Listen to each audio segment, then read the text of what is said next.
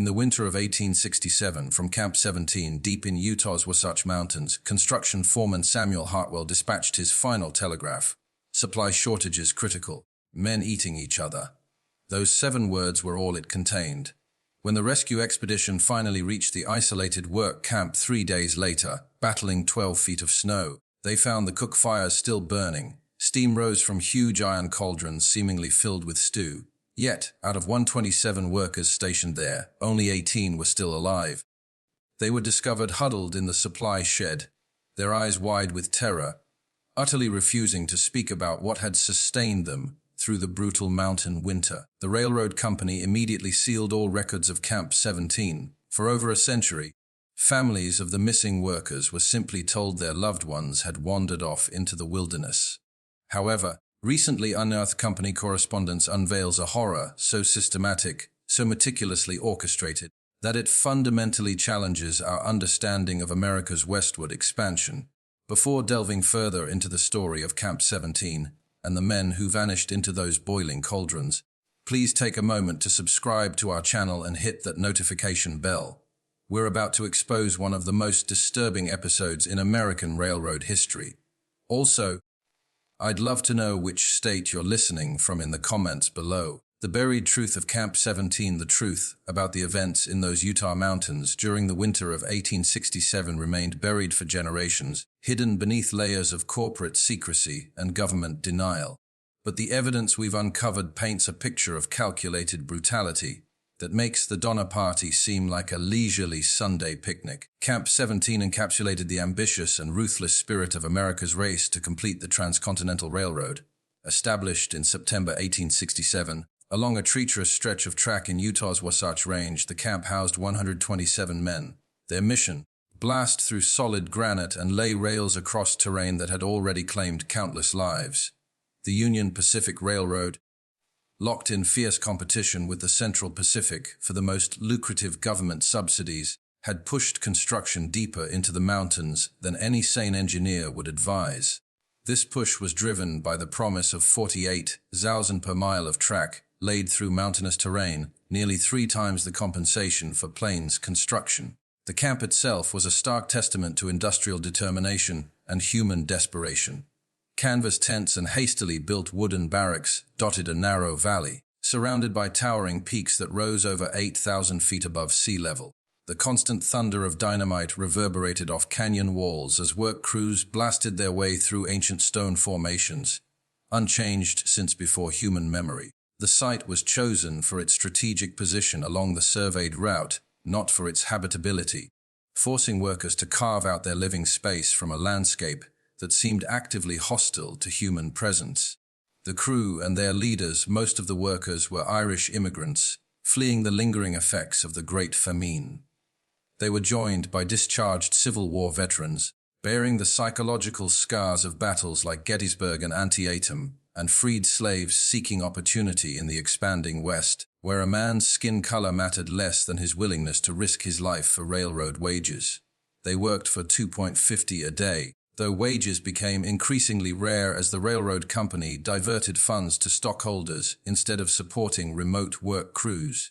The diverse crew spoke a mix of languages and dialects, a babel of voices that somehow managed to coordinate the dangerous work of mountain railroad construction. Leading this desperate band of laborers was Samuel Hartwell, a former Union Army quartermaster. His organizational skills had impressed railroad executives in Omaha during a brief meeting where he'd outlined his theories on managing large crews under adverse conditions. At 43, Hartwell carried the bearing of a military man, with steel, gray hair and penetrating eyes that seemed to catalog every detail around him, from the daily tonnage of rock moved to the subtle signs of discontent among his workers. His military experience had taught him that successful leadership required maintaining authority through a combination of respect and fear, a lesson that would prove tragically relevant during the coming winter. Beside him worked his assistant foreman, Thomas Quincaid, a Dublin-born giant nearly 6.5 feet tall. Quincaid could swing a 20-pound sledgehammer for 12 hours straight and still have energy to break up fights in the evening. He earned his position through a combination of raw physical strength and an intuitive understanding of worker psychology, allowing him to diffuse tensions before they erupted into violence.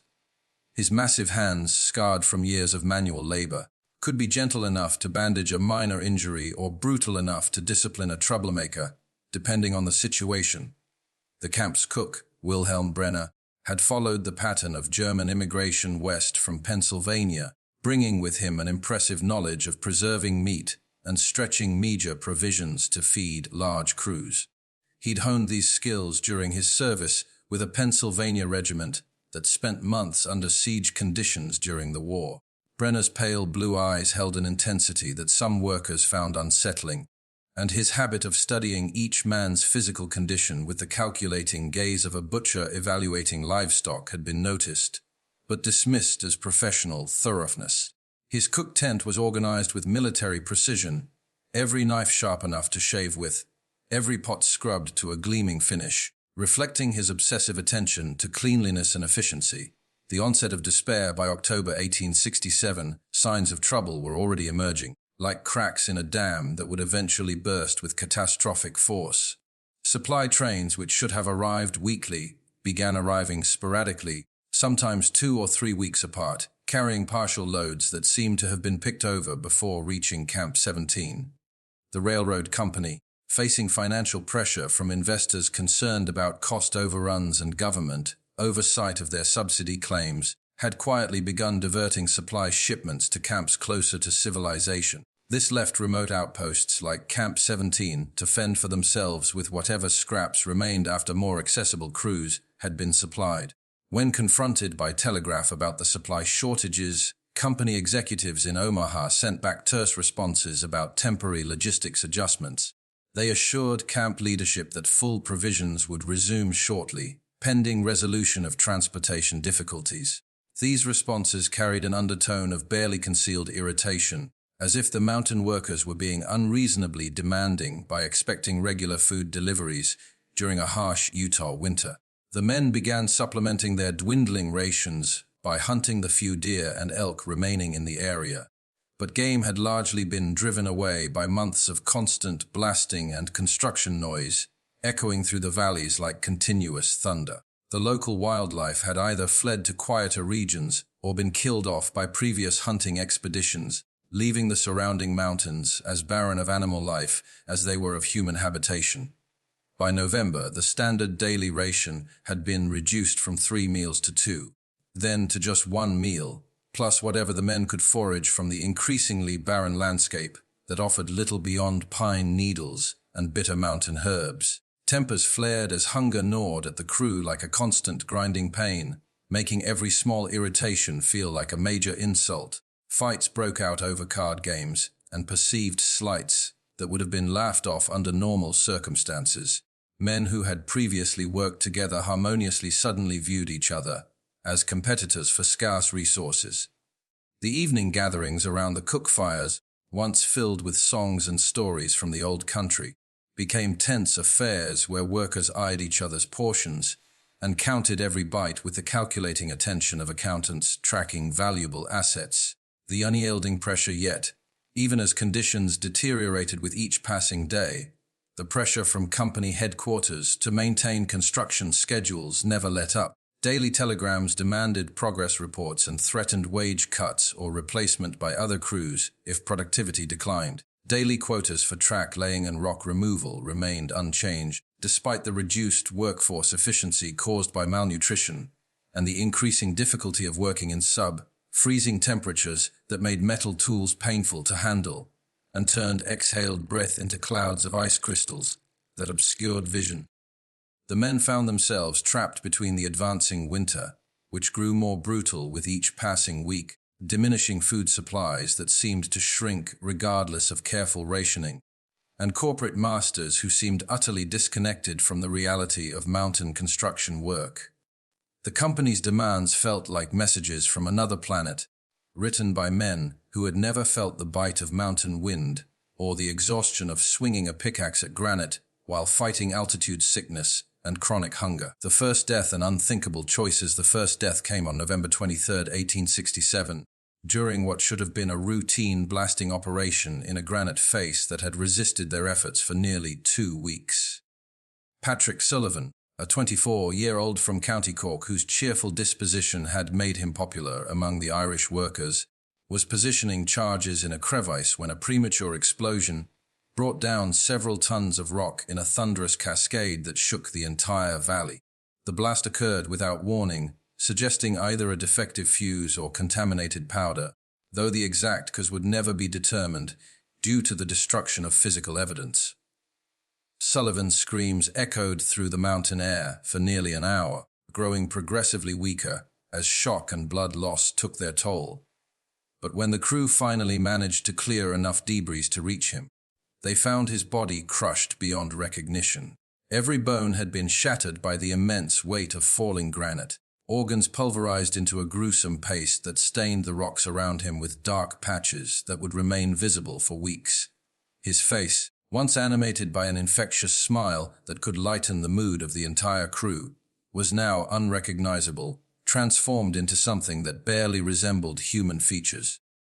What happened next would haunt the survivors for the rest of their lives, though few would ever speak of it publicly or even acknowledge their memories in private conversations. As the men stood around Sullivan's mangled remains in stunned silence, discussing the grim practicalities of burial in ground that had been frozen solid for weeks, Cook Wilhelm Brenner stepped forward with an expression that several witnesses later described as curious rather than horrified. His pale eyes studied the wreckage with the same professional attention he usually reserved for examining sides of beef delivered by the supply trains. Brenner knelt beside the body, his weathered hands moving with surprising gentleness as he examined the extent of the damage and calculated what portions might still be salvageable despite the traumatic injuries. His assessment was conducted with the methodical precision of a man who had spent years evaluating meat quality under various conditions, from battlefield casualties to livestock slaughtered under less than ideal circumstances. "There's still good meat here," Brenner announced in his thick German accent, his words cutting through the mountain air like a knife blade through silence. "West not, want not. That's what we learned during the siege of Vicksburg, when we had to make every scrap count." The assembled workers stared in stunned silence as Brenner began efficiently separating usable flesh from the damaged areas, his butcher's knife moving with practiced precision that spoke of years spent processing various types of meat under pressure. "This boy gave his life for the railroad," Brenner continued matter-of-factly, never pausing in his grisly examination. "Least we can do is not let him feed the wolves and bears that prowl these mountains looking for easy meals." His voice carried no trace of madness or desperation, only the practical tone of a professional solving a logistical problem with the tools and resources available. Thomas Quincaid was the first to voice what everyone was thinking, his massive frame trembling slightly as he struggled to process what he was witnessing. "Jesus Christ, Wilhelm, you can't be serious about this madness." But Brenner's pale blue eyes held no trace of insanity or moral confusion. Only the calculating look of a man solving a practical problem with the efficiency that had made him valuable to the railroad company. "I've served horsemeat to cavalry units, rat stew to siege survivors, and boiled leather to men who would have died otherwise," Brenner replied, never pausing in his systematic work. "This is fresher than anything we've had in weeks, and Patrick here was a healthy young man who took good care of himself." The cook's voice carried an almost pedagogical tone, as if he were explaining basic principles of nutrition and resource management to students who had failed to grasp obvious concepts. The foreman's decision, Samuel Hartwell, faced the most crucial decision of his life, one that would define not only his own fate, but the destiny of every man under his command. As foreman, he possessed the authority to put a stop to Brenner's proposal immediately, but he was also acutely aware that their last supply train was now 3 weeks overdue. Their remaining provisions would last perhaps another 10 days if carefully rationed, and the weather reports from passing telegraph operators suggested the mountain passes would remain impassable until April at the earliest. The railroad company had effectively abandoned them to their fate. Winter was tightening its grip on the mountains like a giant fist closing around their isolated camp, and 126 men were looking to him for leadership that might keep them alive until spring brought relief. The weight of command had never felt heavier than it did in that moment, standing over Sullivan's broken body while his starving crew waited for a decision that would either preserve their humanity or ensure their survival. The silence stretched for what felt like hours as the men waited for Hartwell's decision, their breath forming clouds of vapor in the frigid air while snow began falling in large, soft flakes that would soon cover Sullivan's blood-stained corpse. Finally, Hartwell gave a barely perceptible nod, and Brenner resumed his work with renewed efficiency and what might have been the faintest hint of satisfaction in his pale eyes. Within 2 hours, portions of Patrick Sullivan had joined the evening stew, mixed with their dwindling supply of potatoes and onions to mask both the texture and taste of what they were consuming. Brenner had worked with remarkable skill to disguise the meat's origin, seasoning it heavily with wild herbs he claimed to have found near the partially frozen stream, and cutting it into small pieces that could be mistaken for game meat by men hungry enough to avoid asking uncomfortable questions. Most of the men claimed they couldn't bring themselves to eat the stew, standing around the cook fires with their bowls untouched, while they wrestled with moral objections that seemed increasingly abstract compared to the immediate reality of their empty stomachs. But by morning, every bowl had been scraped clean, and several workers quietly asked Brenner if there might be more of the same, mountain game, available for future meals. That night, several workers reported hearing sounds from the cook tent that would become horribly familiar over the coming weeks. The rhythmic thunk of cleaver against cutting board, the scrape of knife against bone, and Brenner's voice humming old German folk songs as he worked through the night processing what remained of their former companion. The sounds continued until nearly dawn, accompanied by the crackling of fires and the occasional splash of water as Brenner cleaned his tools and work surfaces with the same meticulous attention to hygiene that had characterized his cooking throughout the construction season. When the men emerged for breakfast the next morning, they found their usual porridge supplemented with what Brenner called mountain sausage. These were densely packed links with a texture none of them recognized, but a taste that satisfied their growing hunger more completely than anything they'd eaten in weeks. The sausage had been seasoned and spiced so skillfully that it bore no resemblance to its grim source, and several workers complimented the cook on his ability to create such satisfying fare from their limited resources. The transformation of Camp 17 began gradually, almost imperceptibly, like a slow poison working its way through the collective soul of the work crew, until it had infected every aspect of their daily existence. Within days of Sullivan's death, the men noticed that their energy levels had improved dramatically, despite the harsh conditions that should have been sapping their strength. The constant gnawing hunger that had plagued them for weeks seemed to have vanished, replaced by a sense of satisfaction and physical vigor that none of them had felt since early autumn, when supplies were still arriving regularly. Wilhelm Brenner, meanwhile, had taken on an almost mystical authority within the camp hierarchy that extended far beyond his official role as cook. Men who had previously dismissed him as just another immigrant tradesman now sought his approval and advice on matters ranging from work assignments to personal disputes, treating his opinions with the deference typically reserved for religious leaders or military commanders. He moved through the camp with a new confidence that bordered on arrogance, his pale eyes studying each worker with the same calculating assessment he had once reserved for cuts of meat delivered by the supply trains. When asked about his seemingly endless ability to stretch their provisions and maintain the crew's improved nutrition despite the ongoing supply crisis, Brenner would simply smile and tap his temple with one weathered finger. "West not, want not," he would repeat like a mantra. "There's always more where you'd least expect it if you know how to look and aren't squeamish about taking advantage of opportunities when they present themselves." The second death occurred on December 7th, when veteran railroad worker Marcus Hollow suffered what appeared to be a massive heart attack while hauling timber from the cutting area to the construction site. Unlike Sullivan's gruesome demise under tons of granite, Holloway's death was clean and peaceful. The 40-year-old Ohio native simply dropped his load mid-step, clutched his chest with both hands, and collapsed to the frozen ground where he died within minutes, despite the efforts of Dr. Edwin Cartwright to revive him.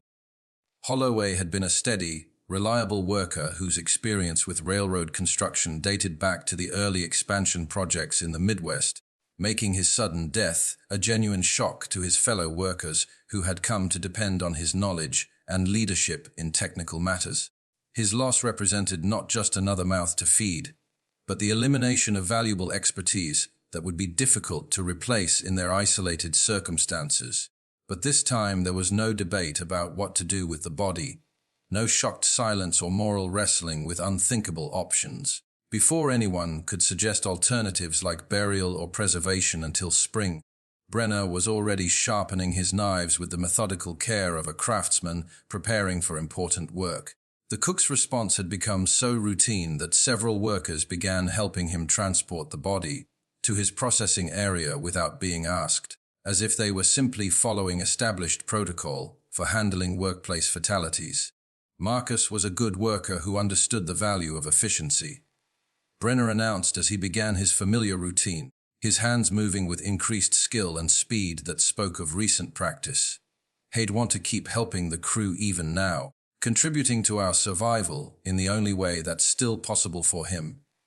The men watched with a mixture of horror and fascination as Brenner worked, noting his increasing expertise in the grim art of human butchery and the almost artistic precision with which he separated useful meat from less desirable portions. What had taken him hours with Sullivan's mangled corpse required barely 1 hour with Holloway's intact body, and the results were noticeably superior in both quantity and quality. Brenner had developed techniques for maximizing the yield from each victim, utilizing organs and portions that might have been discarded during his earlier, less experienced efforts. His growing expertise was evident in every aspect of the process, from the efficiency of his cutting to the creative ways he disguised the final product. More disturbing than Brenner's technical improvement was the crew's growing acceptance of their new dietary reality, which had evolved from desperate necessity to something approaching enthusiasm. When the evening stew was served, seasoned with wild herbs that Brenner claimed to have found near the frozen stream, but which some suspected he was cultivating in secret locations around the camp, the men ate with genuine appetite rather than the forced necessity they had felt before. Some workers even complimented the cook on the improved flavor and texture of their enhanced rations, praising his ability to make their special provisions taste better with each preparation and asking if he might be able to obtain more of the same high-quality ingredients. The psychological distance between their former lives and their current reality had widened to the point where they could discuss cannibalism in the euphemistic language of restaurant patrons evaluating a particularly successful meal. The descent into calculated murder, but foreman Samuel Hartwell was beginning to notice patterns that troubled him deeply, even as he recognized his own complicity in establishing the system that made those patterns possible. The deaths, which had initially seemed like unfortunate accidents typical of dangerous railroad construction work, were occurring with suspicious regularity, roughly every 10 to 12 days, just as their enhanced rations were beginning to run low, and the men started showing signs of renewed hunger and decreased energy. More disturbing still was the subtle change in how the men interacted with each other during work hours and evening gatherings. Conversations had become guarded and calculating, with workers eyeing their companions not as fellow laborers sharing common hardships, but as potential threats to their own survival or potential resources for addressing future food shortages. The easy camaraderie that had once characterized the crew's relationships had been replaced by a constant state of wariness that made every interaction feel like a negotiation. The third death, that of Irish immigrant Seamus O'Brien on December 19th, removed any lingering doubts about the trajectory their isolated community was following and marked the point where accident gave way to deliberate action. O'Brien, a typically robust 28-year-old who had never shown signs of illness or weakness, allegedly slipped on ice while carrying blasting powder from the storage area to the work site and struck his head on a granite outcropping with enough force to cause fatal injuries. The injury was severe, but not immediately fatal, Yet, when his fellow workers found him 20 minutes later, O'Brien was dead, his skull crushed by what appeared to be repeated blows from a heavy instrument, rather than a single impact from falling. The blood spatter pattern and the condition of the alleged ice patch told a story that contradicted the official explanation, but no one seemed interested in conducting a thorough investigation. Thomas Quincaid, investigating the scene with the thoroughness his position required, discovered that the ice patch where O'Brien supposedly slipped showed no signs of disturbance that would be consistent with a fall, and the blood spatter pattern suggested the fatal injuries had occurred while the victim was lying on the ground, rather than standing upright. The evidence pointed clearly toward deliberate murder. But when Quincaid brought these observations to Hartwell, the foreman's response was telling in its brevity and finality. Hartwell ordered Quincaid to keep his suspicions to himself and help Brenner prepare the evening meal, making it clear that official investigations into workplace accidents were less important than maintaining crew morale and ensuring adequate nutrition during the difficult winter months. The foreman's decision marked the point where leadership shifted from maintaining order to actively participating in systematic murder. The new normal that night. As the men gathered around their cook fires with unusual enthusiasm and anticipation, a horrible realization began crystallizing in the minds of the few who still retained enough moral clarity to see what was happening to their community. They were no longer survivors, adapting to desperate circumstances with regrettable but necessary compromises.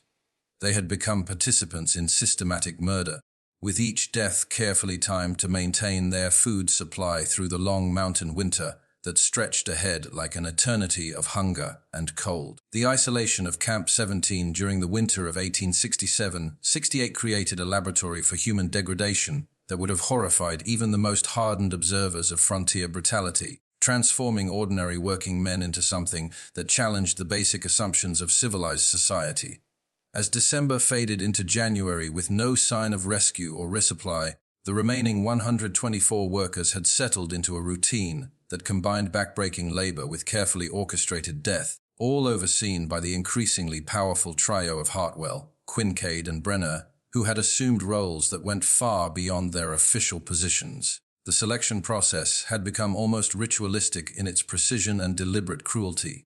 Every 10 days, Brenner would appear at the morning meal with what he called his nutrition assessment, a clipboard and pencil in hand, as he carefully studied each worker's physical condition, productivity levels, and most chillingly, their social connections within the group. Workers who kept to themselves, who had no close friends among the crew, or who showed signs of weakness or illness, found themselves assigned to the most dangerous tasks with an efficiency that suggested careful planning rather than random chance. The assignments seemed reasonable on the surface, handling unstable explosives that required steady hands and clear thinking, working alone in unstable tunnel sections where cave-ins were common, or maintaining equipment near the treacherous cliff edges where a single misstep could result in a fatal fall. But the pattern was unmistakable to anyone who paid attention. The men selected for these dangerous duties were invariably those who would be least missed by their fellow workers, and whose deaths would cause the minimum disruption to camp morale. What made the system so insidiously effective was its veneer of practical necessity and professional competence. When 23-year-old German immigrant Friedrich Kohler was found dead at the bottom of a ravine on January 2nd, allegedly having fallen while checking survey markers in an area known for unstable footing, his death was treated as another tragic accident in an inherently dangerous profession. Kohler had been isolated within the camp due to language barriers and cultural differences, making him an ideal candidate for elimination, according to Brenner's utilitarian calculus. Brenner's immediate response to each death had become so routine that none of the workers even questioned it anymore, accepting his presence at accident scenes as natural as a doctor responding to medical emergencies.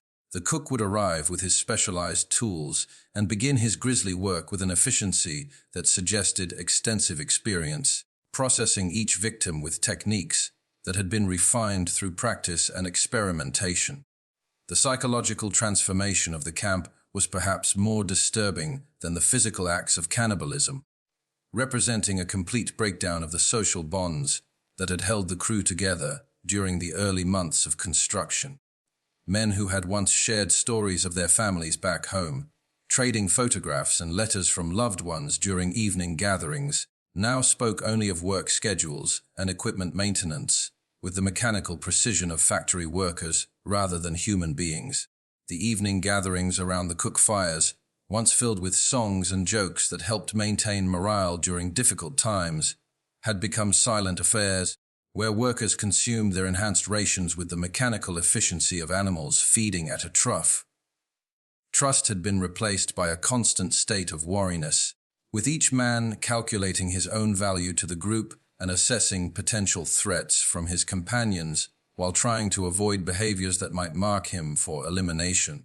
Thomas Quincaid had embraced his role as chief enforcer with an enthusiasm that surprised even Samuel Hartwell, who had initially viewed the Dublin giant as a useful subordinate rather than a true leader.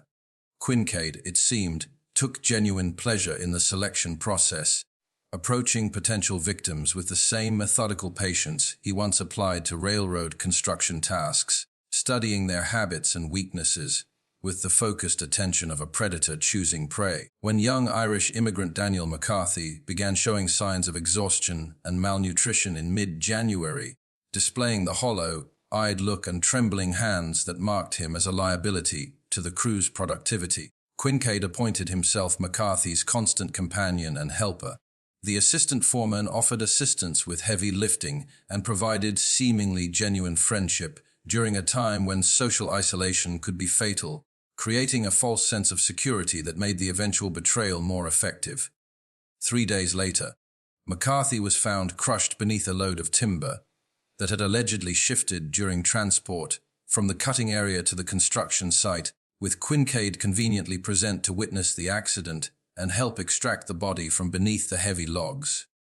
The timing was perfect, occurring just as the camp's enhanced food supplies were running low and the men were beginning to show signs of renewed hunger and decreased energy. The doctors compromised the camp's medical officer, Dr. Edwin Cartwright, had initially attempted to document what he suspected were deliberate killings, maintaining detailed notes about the circumstances surrounding each death and the inconsistencies in the official explanations.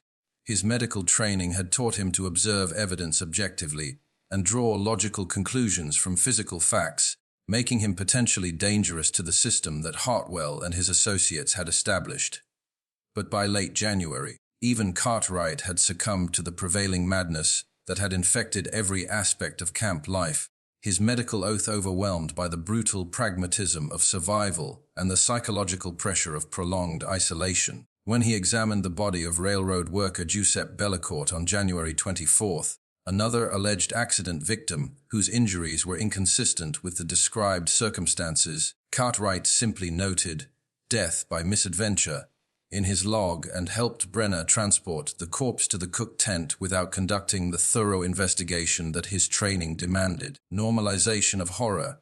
The most chilling aspect of Camp 17's transformation was how completely normal the systematic murder and cannibalism had begun to feel to the surviving workers, who had adapted to their new reality with a psychological flexibility that would have been impossible to imagine under normal circumstances. Men who had once been horrified by the prospect of consuming human flesh now eagerly anticipated meal times, gathering around the cook fires with genuine enthusiasm, while praising Brenner's culinary innovations and even making specific requests for particular preparations. The cook had developed an extensive repertoire of techniques for disguising the taste and texture of human meat, incorporating wild seasonings and creative combinations that made their grim rations not just palatable, but genuinely appetizing to men whose moral compass had been completely destroyed by hunger and desperation. Brenner's creativity in the kitchen had become a source of pride within the camp, with workers competing to offer compliments and suggestions for future meals, as if they were guests at a fine restaurant rather than participants in systematic cannibalism. The unveiling of truth, the first crack in the carefully constructed facade of Camp 17's cannibalistic society, appeared in early February when Polish immigrant Kazimierz Kowalski made a discovery that would ultimately provide the most comprehensive record of the winter's atrocities. Kowalski, a former university student who had immigrated to America following political troubles in his homeland, possessed both the education and moral clarity necessary to document what was happening around him with scientific precision. While searching for usable materials in the abandoned equipment shed, Kowalski discovered a cache of personal belongings that told the true story of the camp's diminishing population.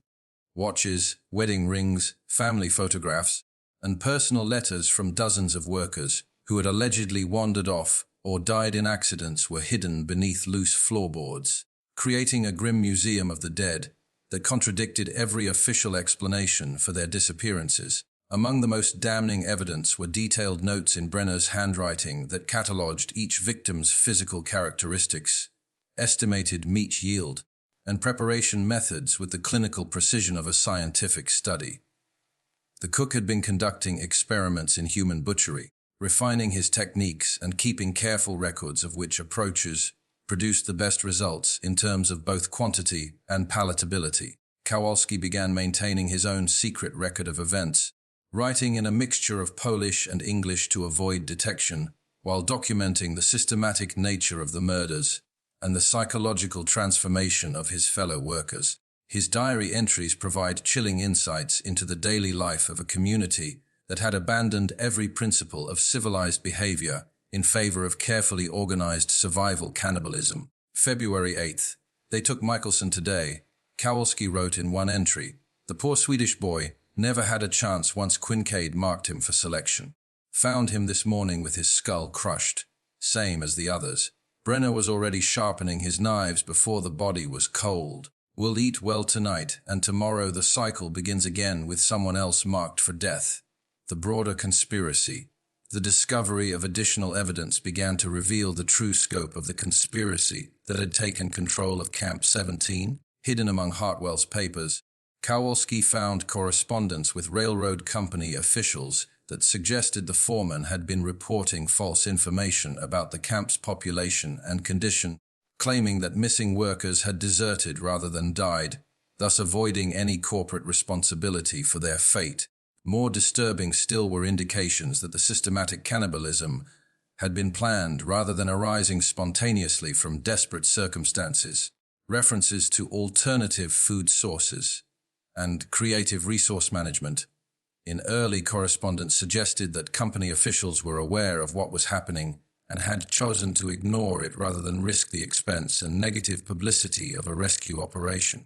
By February, the systematic nature of the killings had created an atmosphere of such pervasive terror that the remaining 87 workers had effectively segregated themselves into two distinct groups: the inner circle of Hartwell, Quincaid, Brenner, and their most trusted allies, who openly discussed their feeding schedule and victim selection criteria, and the increasingly desperate outer circle of workers, who understood exactly what was happening but felt powerless to stop it or escape from their mountain prison. Rationalizing the unthinkable, the inner circle had developed elaborate justifications for their actions that went far beyond simple survival, creating a pseudo-intellectual framework that transformed murder and cannibalism into acts of rational resource management.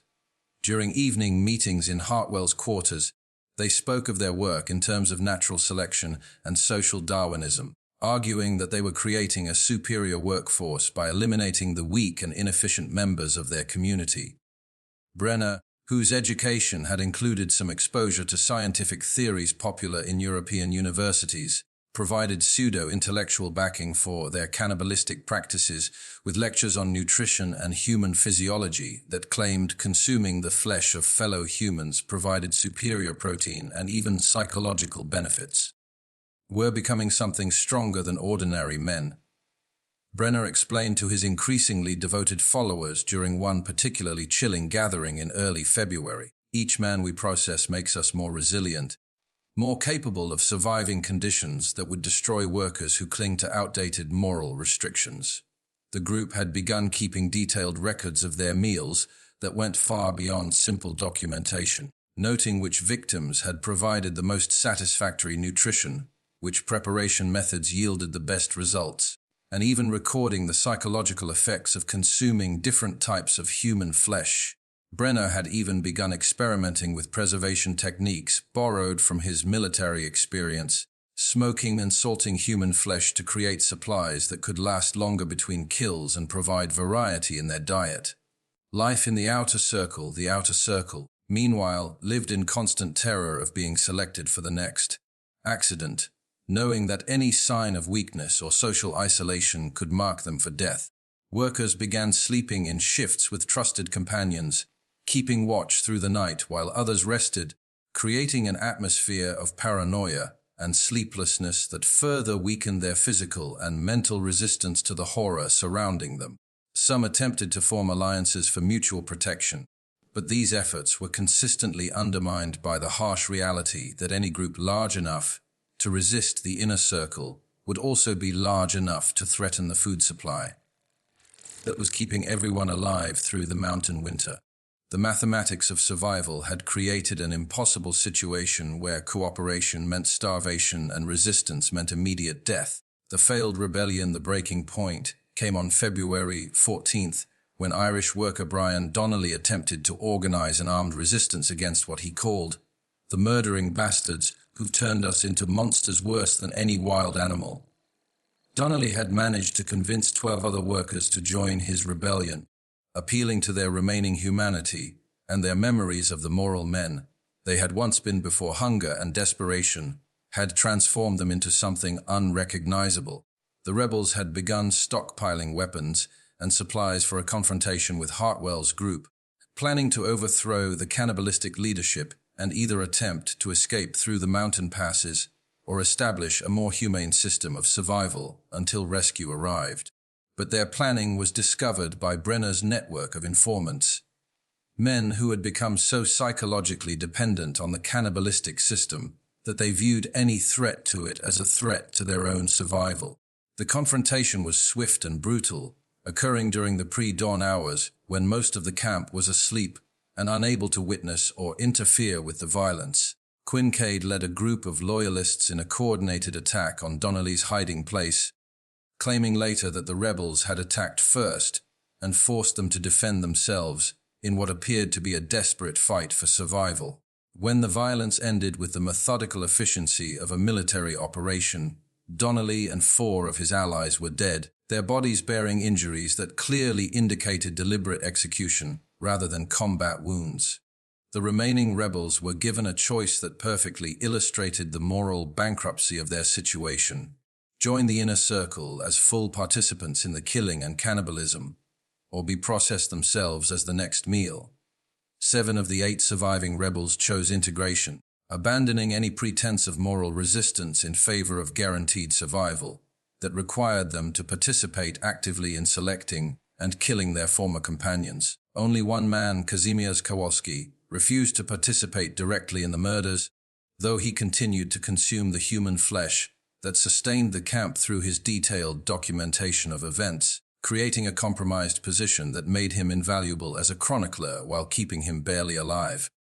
Kowalski's detailed diary, discovered decades later in the effects of his grandson, provides the most comprehensive account of Camp 17's descent into systematic cannibalism and reveals the psychological mechanisms that allowed ordinary men to become enthusiastic participants in ritualized murder.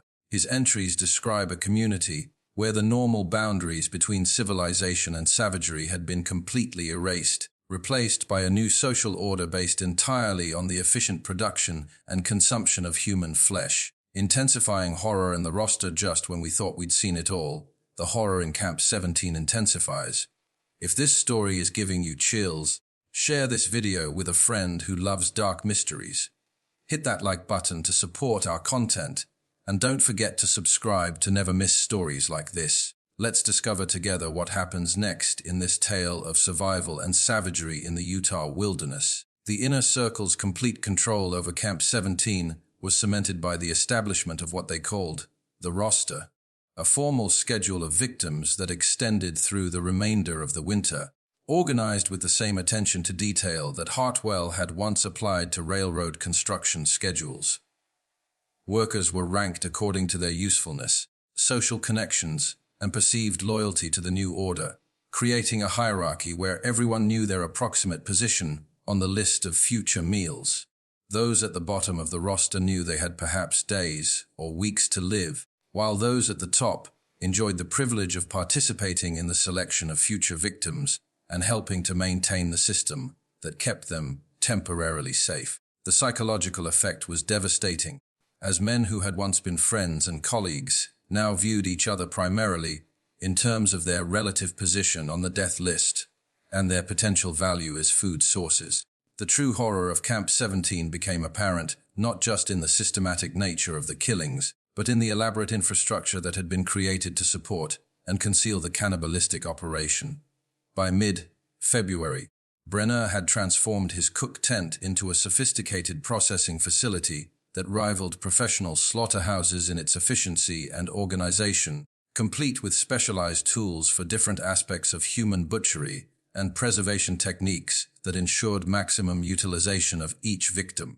The cook had developed a complex system for categorizing human meat based on the victim's age, physical condition, and cause of death, with different preparation methods applied to optimize both nutritional value and palatability. Younger victims provided more tender meat that required minimal seasoning, while older workers yielded tougher flesh that benefited from slow cooking methods and careful spicing to mask any undesirable flavors or textures. Most disturbing of all was the discovery that Brenner had been conducting systematic experiments in human nutrition, testing theories about which organs provided the greatest energy, which preparation methods preserved the most vitamins, and even whether consuming specific body parts might confer psychological or physical benefits to the cannibals. His notes revealed a scientific approach to anthropophagy that transformed murder into research and elevated cannibalism to the level of a medical discipline.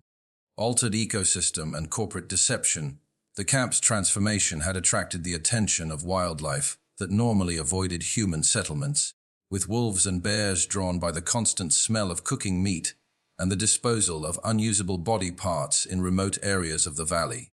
Workers reported seeing larger and more aggressive scavengers than usual, suggesting that the ecosystem itself had been altered by the camp's activities and that evidence of their crimes might persist long after the winter ended.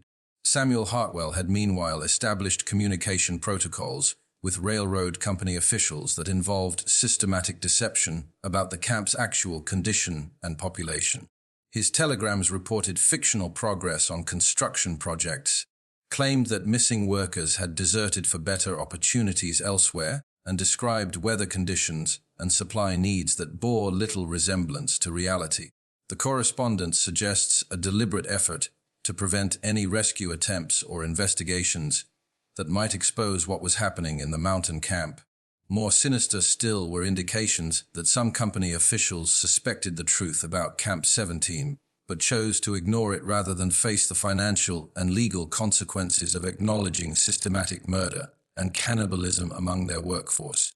References to alternative resource management and creative problem-solving under adverse conditions in corporate correspondence suggest that executives were willing to overlook atrocities as long as they didn't become public knowledge or interfere with the railroad's expansion schedule.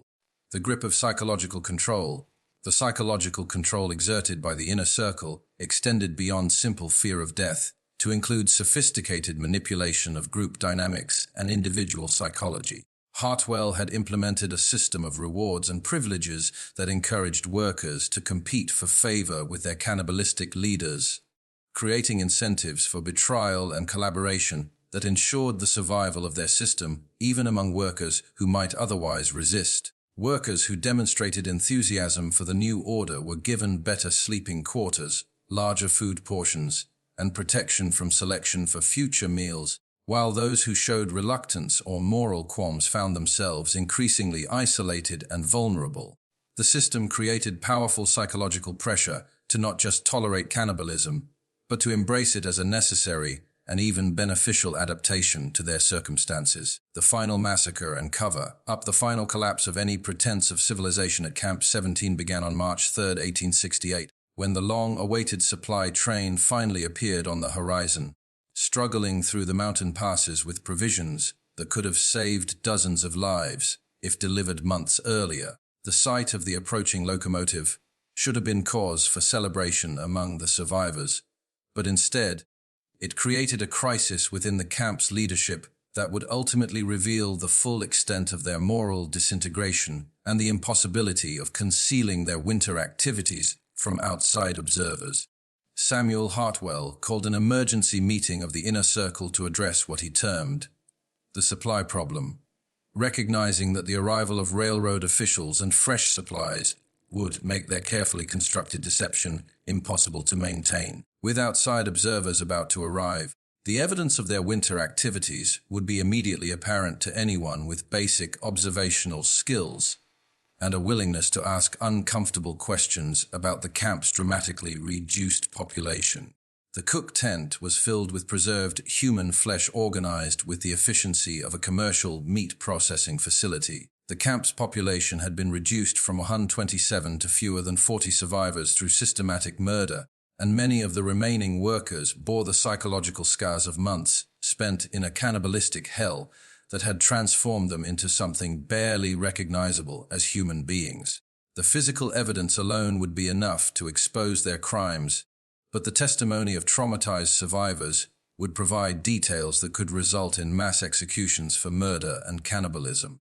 The solution proposed by Wilhelm Brenner was characteristically brutal and efficient, reflecting the same ruthless pragmatism that had guided his approach to human butchery throughout the winter months.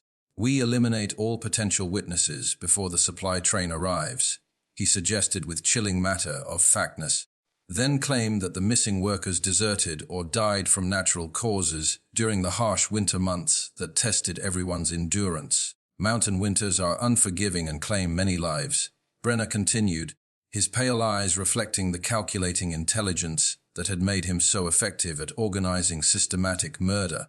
"No one will question a high casualty rate in such dangerous and isolated conditions, especially if the survivors present a unified account of events that emphasizes natural disasters and unfortunate accidents rather than deliberate violence." The plan required the elimination of approximately 30 to 33 in less than 24 hours.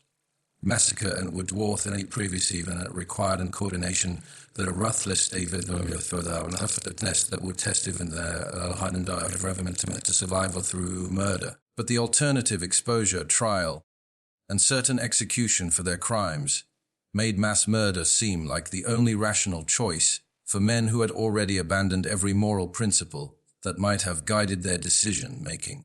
Hartwell recognized that the success of Brenner's plan would require the active participation of every member of the inner circle, creating collective guilt that would ensure everyone's silence and commitment to maintaining their fictional account of events. "We're all in this together now," he announced to his assembled followers. "Either we all survive by eliminating the evidence, or we all hang together for what we've done during this winter." The massacre began at dawn on March 5th, just hours before the supply train was scheduled to reach Camp 17. With the inner circle moving through the camp systematically and killing sleeping workers in their bunks with hammers, axes, and whatever weapons they could gather. The victims had no warning and little opportunity to resist, having been weakened by months of malnutrition and psychological trauma that had left them defenseless against their former companions who had maintained their strength through human flesh. Kazimierz Kowalski's diary provides a horrifying account of those final hours that reads like a descent into hell, orchestrated by men who had completely abandoned their humanity. The screaming started just after sunrise, echoing off the mountain walls like the cries of the damned, he wrote. "I heard Brenner's voice shouting orders, telling his men to clean up efficiently and leave no witnesses who might compromise our story. From my hiding place behind the supply shed, I watched them drag bodies to the cook fires, working with the same methodical precision they had used all winter. But this time, they weren't preparing food. They were destroying evidence of the most systematic campaign of murder I have ever witnessed. The plan was to burn everything that could implicate them in deliberate murder and cannibalism, then present themselves as the heroic survivors of a winter that had claimed the lives of their less fortunate companions through a combination of accidents, disease, desertion, and the harsh natural conditions that characterized mountain railroad construction. But the systematic nature of their crimes had created logistical problems that even Brina's organizational skills couldn't solve in the limited time available. The sheer volume of human remains, both processed and unprocessed, was too great to eliminate completely in the hours available before the supply train's arrival, and the physical evidence of their processing facility would be difficult to explain to investigators who possessed any level of forensic knowledge. Additionally, the psychological condition of the surviving workers made it unlikely that they could maintain consistent stories under questioning by experienced railroad detectives who were trained to identify deception and inconsistency. The aftermath, as the supply train's whistle echoed through the valley, announcing its imminent arrival and the end of their isolation. The inner circle made a desperate decision that would ultimately doom them, all rather than provide the salvation they sought. Rather than risk exposure of their cannibalistic activities, they would claim that the camp had been attacked by hostile Indians, with the missing workers killed in the fighting and their bodies carried off by the attackers, in accordance with tribal customs that would explain the absence of remains. This explanation would account for the dramatically reduced population while deflecting suspicion about cannibalism, and it fit with contemporary assumptions about Indian warfare that would make it believable to railroad officials who were already predisposed to blame Native Americans for problems encountered during westward expansion. The story would also justify the survivors' traumatized condition and their reluctance to discuss details of their ordeal. The arriving railroad officials found 18 survivors huddled in the supply shed, their stories carefully coordinated to support the Indian attack narrative that would supposedly explain the disappearance of 109 workers during the brutal mountain winter. Samuel Hartwell, his military bearing intact despite months of cannibalistic brutality, delivered a compelling account of siege conditions and heroic resistance that initially satisfied the investigators, who were more concerned with resuming construction than conducting thorough forensic analysis. Wilhelm Brenner, his cook tent hastily cleaned and reorganized to conceal evidence of human processing, explained the abundance of preserved meat as successful hunting and careful rationing during the winter months, displaying the same professional competence that had made him valuable to the railroad company before his descent into systematic cannibalism. His calm demeanor and detailed knowledge of food preservation techniques made his explanations seem credible to officials who had no reason to suspect the truth about their survival methods. But the investigators were more thorough than the survivors had anticipated, particularly Company Detective Harrison Vale, a former Union Army intelligence officer whose experience with military investigations had taught him to recognize inconsistencies and deception even among traumatized witnesses. Vale noted discrepancies in the survivors' stories and began conducting separate interviews with individual workers, applying psychological pressure that revealed cracks in their carefully rehearsed narrative. Under persistent questioning, several members of the outer circle broke down and revealed fragments of the truth, describing the systematic murders and cannibalism that had sustained the camp through the winter months. Their testimonies painted a picture of horror that went far beyond anything the investigators had imagined possible, transforming what had appeared to be a tragic but understandable survival story into evidence of the most systematic campaign of murder and cannibalism in American frontier history. The discovery of Kowalski's hidden diary provided the final piece of evidence that would condemn the Camp 17 survivors and expose the full scope of their crimes.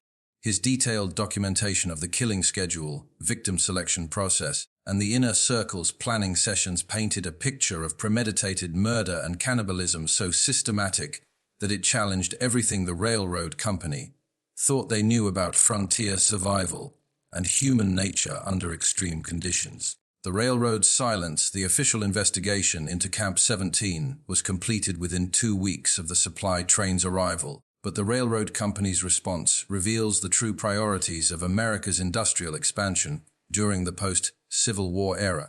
Rather than pursuing criminal prosecution for what was clearly systematic murder and cannibalism involving over 100 victims, Union Pacific executives chose to suppress all evidence of the incident, fearing that public knowledge of the events would damage their reputation and interfere with ongoing government subsidies that were essential to the company's financial survival. The 18 survivors were quietly transferred to different work sites across the Western Territories with strict confidentiality agreements that prohibited them from discussing their experiences at Camp 17 under penalty of criminal prosecution for violation of company secrets. Samuel Hartwell was promoted to a comfortable desk job in Omaha, where company officials could monitor his activities and ensure his continued silence about events that could destroy the railroad's public image and federal support.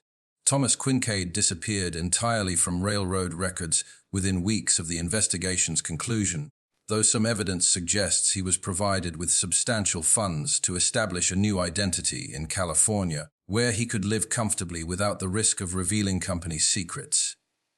Wilhelm Brenner's fate remains unknown, but shipping records indicate that a man matching his description and carrying substantial cash booked passage to South America shortly after the investigation concluded, suggesting that the company facilitated his escape to ensure his permanent silence.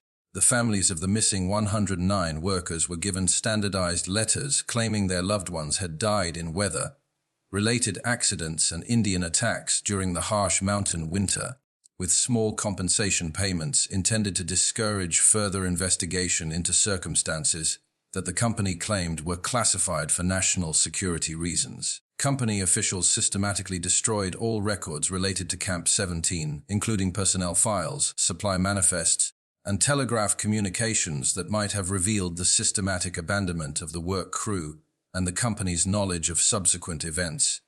Kazimierz Kowalski, whose diary had provided crucial evidence of the crimes and whose testimony had exposed the systematic nature of the cannibalistic murders, suffered what was officially described as a complete nervous breakdown.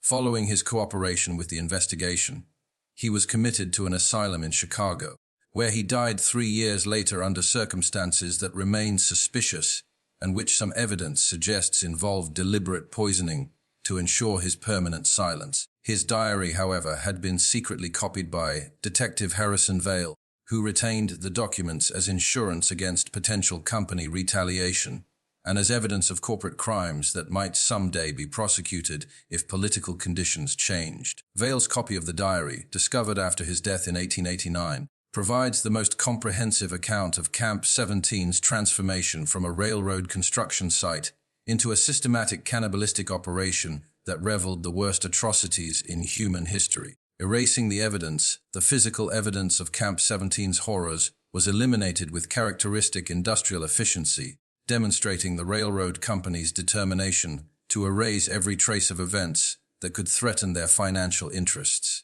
The work site was officially designated as geologically unstable and abandoned, with all equipment and structures removed or destroyed through controlled explosions that eliminated any potential archaeological evidence of the winter's activities. By 1870, no trace remained of the camp where 109 workers had died to feed their companions through one of the most brutal winters in Utah's recorded history. The location had even been removed from official railroad maps and survey records to prevent future investigation by historians or curious seekers who might ask uncomfortable questions about the missing construction crew. Unsuppressible trauma and continued cover up the psychological impact on the survivors, however, proved impossible to suppress entirely, despite the company's best efforts to monitor and control their activities. Over the following decades, several former Camp 17 workers broke their confidentiality agreements and spoke publicly about their experiences, though their accounts were generally dismissed as the ravings of men traumatized by frontier hardships and Indian warfare, rather than credible testimony about systematic cannibalism. The pattern of unexplained deaths and disappearances among the survivors during the years following their release suggests that the railroad company took active measures to prevent further revelations about the cannibalistic winter of 1867-68. using methods that ranged from financial incentives to more permanent solutions for workers who proved unwilling to maintain their silence about company secrets. Rediscovery and suppression. The location of Camp 17 remained unmarked and unremembered until 1923, when railroad historian Margaret Hensley uncovered references to the site in archived Union Pacific correspondence that had escaped the company's systematic destruction of evidence. Her investigation revealed the scope of the cover-up and the systematic nature of the crimes, but her attempts to publish her findings were blocked by legal challenges from the railroad company's successors, who claimed that disclosure would violate trade secrets and compromise national security. Hensley's research files, discovered after her death in 1954, provide the most comprehensive account of how industrial ambition and corporate callousness created the conditions for one of America's most horrific episodes of survival cannibalism, and how systematic cover-ups protected the perpetrators while denying justice to the families of over 100 murder victims. The buried legacy today. The site of Camp 17 lies beneath the waters of a federal reservoir created by dam construction in the 1960s, ensuring that any remaining physical evidence of the winter's atrocities will remain permanently inaccessible to investigators or historians. The railroad tracks that were built with such human cost continue to carry freight through the Utah mountains, though few passengers are aware that they're traveling over what was once a landscape of systematic murder and cannibalism that challenged the basic assumptions of civilized society. The Union Pacific Railroad, now one of North America's largest transportation companies with billions in annual revenue, has never acknowledged the events at Camp 17 or offered any recognition to the families of the workers who died there, maintaining the same policy of denial and suppression that protected the company's interests during the original cover-up over a century ago. This mystery shows us that the most horrifying monsters are not supernatural creatures lurking in dark forests, but ordinary people pushed beyond the boundaries of human decency by desperation, isolation, and institutional indifference that prioritizes profit over human life.